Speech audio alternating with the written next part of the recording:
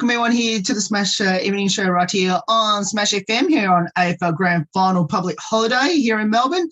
Because let's go up to our friends up in Sydney and speak to one of our favourite entertainers and dancers up there in New South Wales. Of course, she's actually from down here in Melbourne because she's currently based in Sydney though. Of course, her name is Hannah. She joins us right now. Thanks, Hannah, for joining us.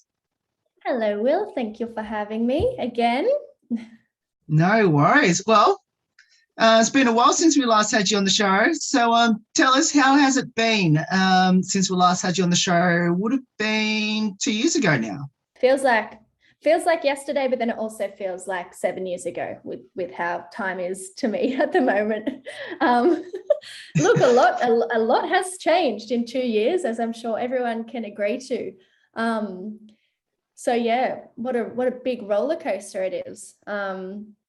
But yeah, I don't know, just riding it like everyone else. Assuming you had a lot of things planned for this year in 2021, but obviously due to the current lockdown in Sydney at the moment, obviously hasn't quite gone to plan at the moment. But, you know, how have you managed to, I guess, adjust to things now that hopefully is slowly getting back to some normality? Yeah, of course.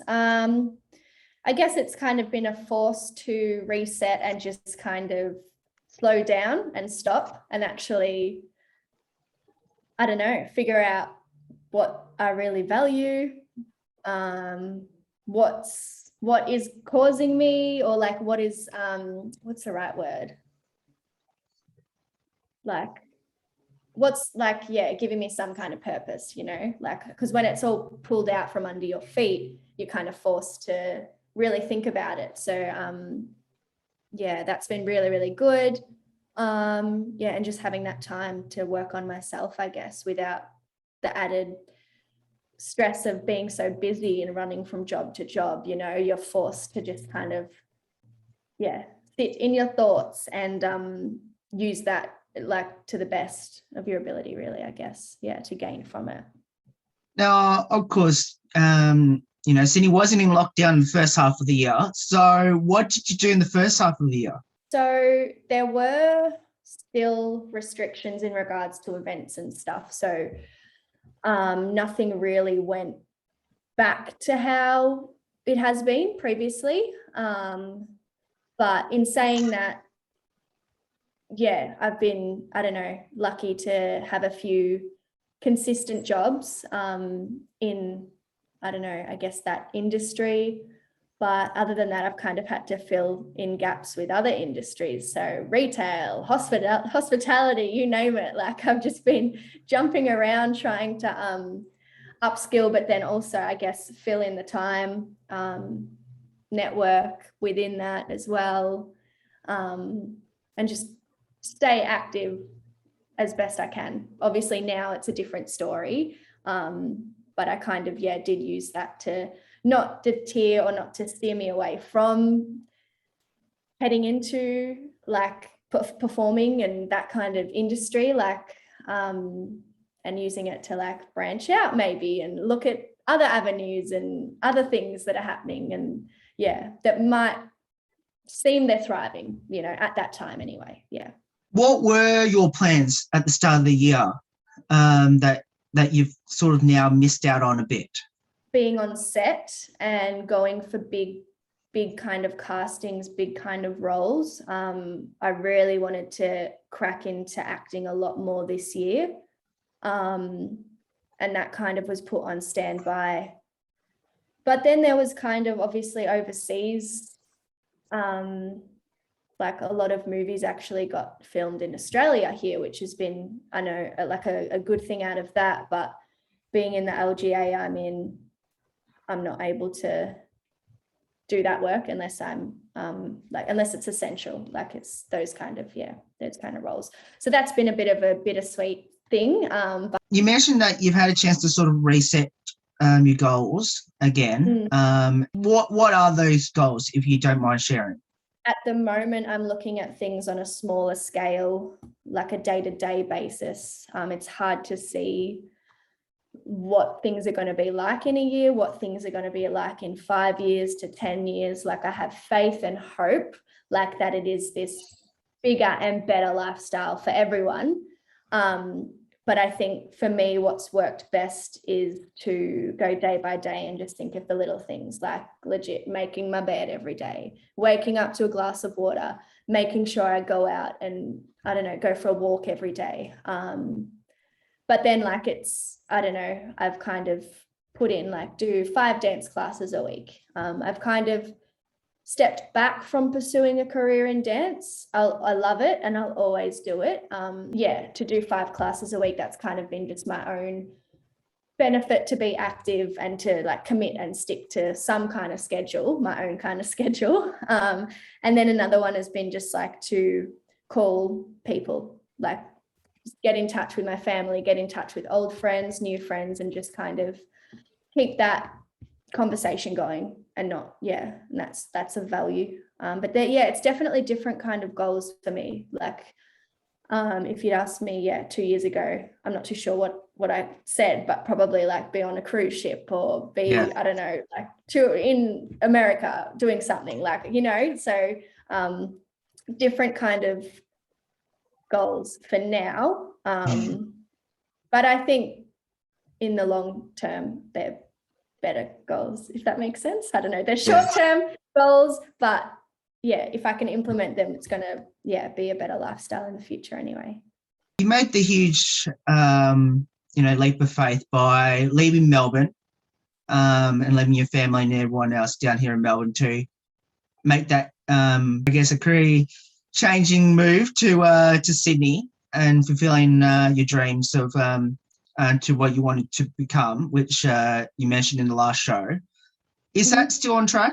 Like what you wanted to end up doing, like from like when we last had you on the show? Because that was something you wanted to do. That was the reason why you moved to Sydney for like in regards to like entertaining, acting, all that sort of things. Yeah. I think it's not necessarily the location.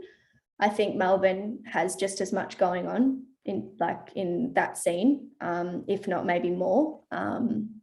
But it was more so what I got out of moving from a place that I'd known and that I'd grown up in. You know, it's what you gain from being away from that and jumping into a new scene, a new network of friends. And it's that thing coming back to like fear and using that as a tool and stepping into that and feeling it and valuing it but doing it anyway, because that's how you gain from it, you know. And told me the other day a really cool quote that I love, and it's all the success I have is on the other side of fear, which I don't think like you could break it down, but on like I think that's a really nice thing to tackle, you know, and face it. And this helped that. Moving somewhere definitely helped that.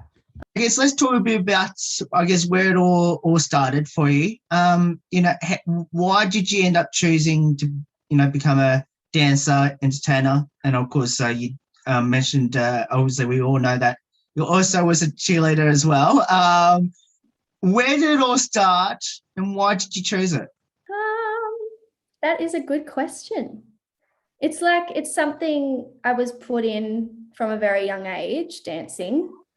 And I guess I was just lucky enough to have these amazing mentors that kind of were just these awesome role models in showing like how much hard work it is and like the work you need to put in, but to see the results in that and like the kind of work they were doing, and like you just look up to that and you're like, I want that life, like, and it's so I guess, I don't know, it just lights something else in me that nothing else does, you know. There's a few things, like I love singing, I love cooking, I love painting, like I love all those things. But for me, even now, like I've discovered like acting is more so like it seems almost deeper in me, like it's an interesting one. Like that seems closer to myself than dance does, which has been like something I've kind of discovered over this year, I guess, that yeah, I don't know. I don't know. Anyone that is in an industry, in a job that just lights them up, and like, it's not, you just feel happy. Like it's not a job because it's you. So it's, I don't know. Yeah. I think that's what I feel. And that's what I want to chase as a career, because like, why would you not want to go for that kind of, why would you not want to go and do that for a living, you know, if that makes you feel like that? And that can be a thing, you know, it's crazy. People are like that with numbers. People are like that with, I don't know. Do you know what I'm trying to say? Like, Yeah, I certainly do. Yeah. We'll get to the acting part in a moment. What will be some highlights throughout your dancing / entertaining side of things first? Still from when we spoke, I think in terms of writing that stuff down, like not a lot has happened, you know, in that sense. You know, a lot of my highlights are still going to New Zealand to cheerlead. And I think we spoke about that last time. Yeah. Being able to go overseas for work, like that is crazy and something I've definitely wanted to tick off. But yeah, I think this year I was lucky enough to be on a set and kind of with a television show, and just kind of to witness how that worked and like the behind the scenes of that. I think that was really, really cool to see how that works from a back of house perspective. And I'm grateful for that. That was definitely a highlight. A lot of Melburnians, and especially if they're into their basketball, we've seen you at the Melbourne United games, or Melbourne Tigers games as well back in the day. I guess, what's your memories of that? And do you still, you know, keep in touch with those teammates or colleagues that you've had throughout your time there? Definitely. A lot of us train together. So when you grow up training and then working together, like that's a bond that never breaks. Like it's just crazy. And you see like what everyone's doing now and where they've branched, like Nicole Ellis, she's in like America, just like slaying it. Like she lives this life of just like, you're just like, wow, you know. And then like a lot of the other girls are touring in shows, obviously not at the moment, but Matador, like I don't know if you've seen that. Yes. Or like, but that is such an amazing show. So it's just so cool to see where everyone's gone. And like we do Zoom catch-ups, like not specifically with that cheer team, but like with the girls that I'm close with, like we catch up and talk on a daily basis almost. Definitely special memories of that time and being on the court. And even I'll watch some of the newer girls, like I follow them because I've trained with them previously. They'll post videos of them like missing the court, and I'm like, it just takes you straight there, because you're like, oh, I remember that feeling, and just with the lights and like, it's such a vibe, such a time, you know. And they're good memories. They're very good memories. Get to those memories in a moment as well. Now you mentioned about Nicole. She's over in Las Vegas at the moment. They're over there in with the NFL, part of the Las Vegas Raiderettes cheerleaders over there. How special is that for you, as I'm assuming a very close friend, to see her doing so well in the NFL side of things? It's just, and even I think Dee as well. That's right, Dee was over there too. Yeah, she was over there too. Like, it just, I don't know, like they're hard workers, so they deserve every single bit of it. And you know, they have so many fans over there, like it's just like 1,000 times bigger. So like I've watched some of the games. I'm not a big NFL girl, to be honest. I wish I understood it, but I just can't.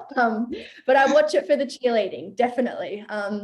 But it's just huge over there. Like I can only imagine what we felt on the court compared to that, like what they would feel, that energy, like, oh, crazy. But so for her to be a part of that, like, is just a testament to her and her work ethic and everything about her. Like she's just superhuman. Like I could go on for hours and hours, but I won't. But big fan. Yes, and of course I did forget about Dee. I shouldn't have forgotten about her. Of course, she was over there with the Denver Broncos. I'm glad I mentioned it. So, yes, I know because I had on the show, so I should have not forgotten about her on that one. But, just going back to your time at Melbourne United in the cheerleaders, of course, your final year was the championship year. Not obviously for Melbourne United, obviously not the recent one because obviously Melbourne United won the recent one as well. But tell us, how surreal was it? And did you know that season that could have been your final year?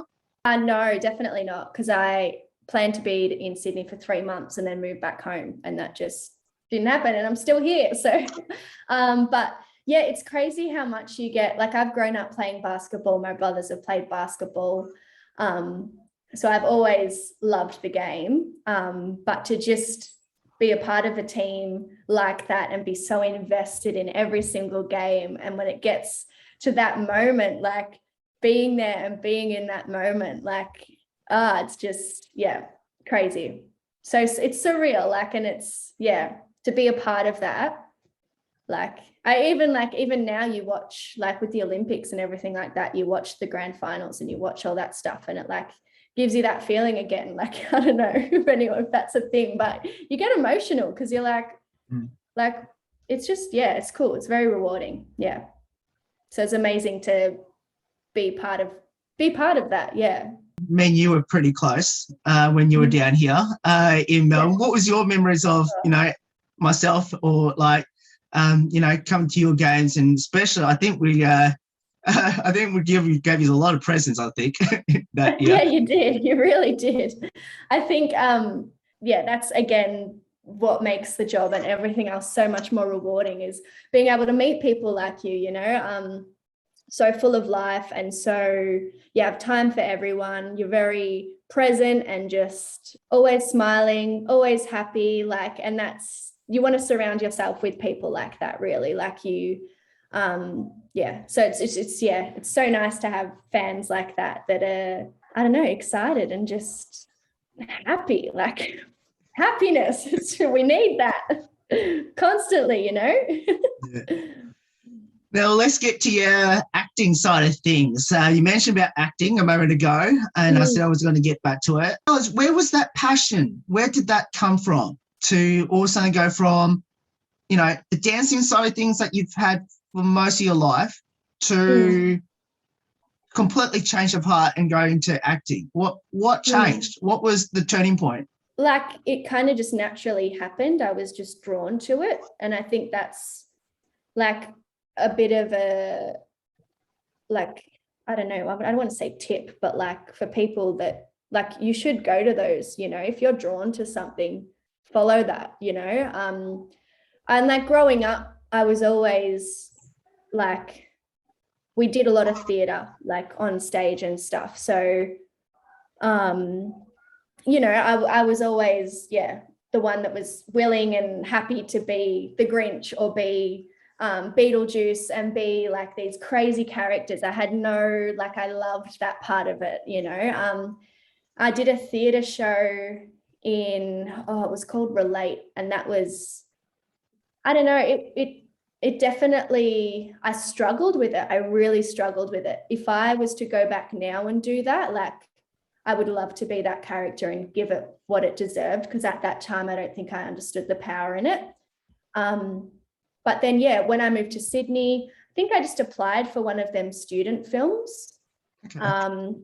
So a uni was filming it, and just the whole process of learning a script and being in front of a camera and having to take direction, but then and just how it just felt not natural, but like it just felt comfortable. I felt comfortable.